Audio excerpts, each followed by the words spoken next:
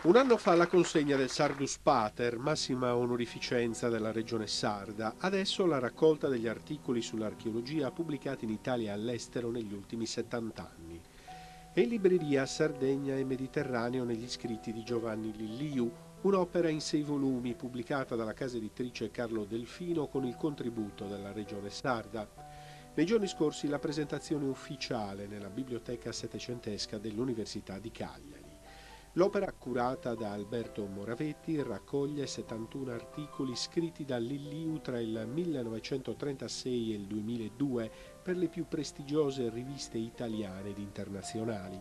70 anni di scritti del grande maestro consegnati alle future generazioni di studiosi. Saggi fondamentali sulla preistoria e la storia sarda, ma non solo. Dentro anche articoli sulle altre civiltà del Mediterraneo, sui contesti romani e medievali, sulle chiese campestri, scritti che hanno dato un contributo decisivo per l'innovazione della ricerca.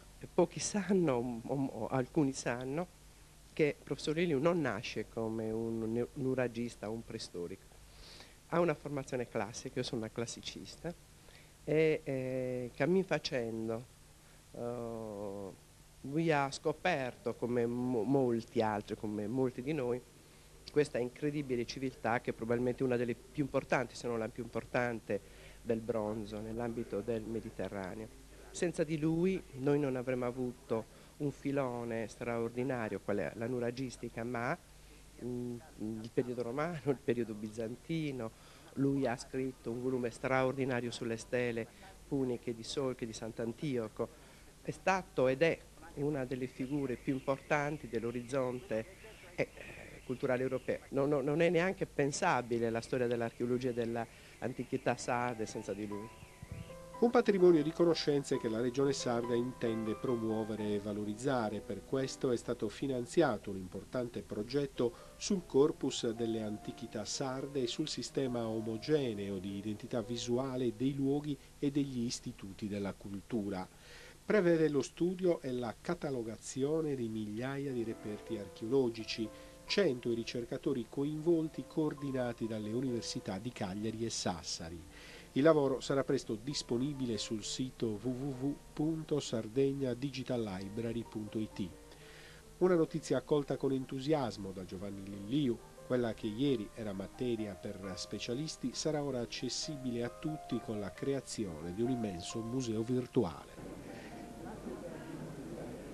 Io ho amato sempre questa terra, ho cercato di fare qualcosa in suo e vedo un po' che questa mia idea, questa mia si sono in qualche modo realizzate. La cosa che mi interessa, veramente siamo qui, uomini con uomini, antichi e moderni. Vorrei che ci fosse, in un momento terribile che stiamo attraversando nella Sardegna, nell'Italia e nel mondo.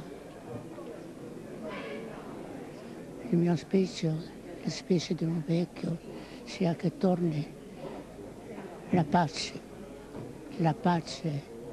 fra di noi, la pace in tutti. Questo è il mio desiderio. Per l'altro, quello che ho fatto non sono io a giudicarlo, dovete voi a giudicarlo.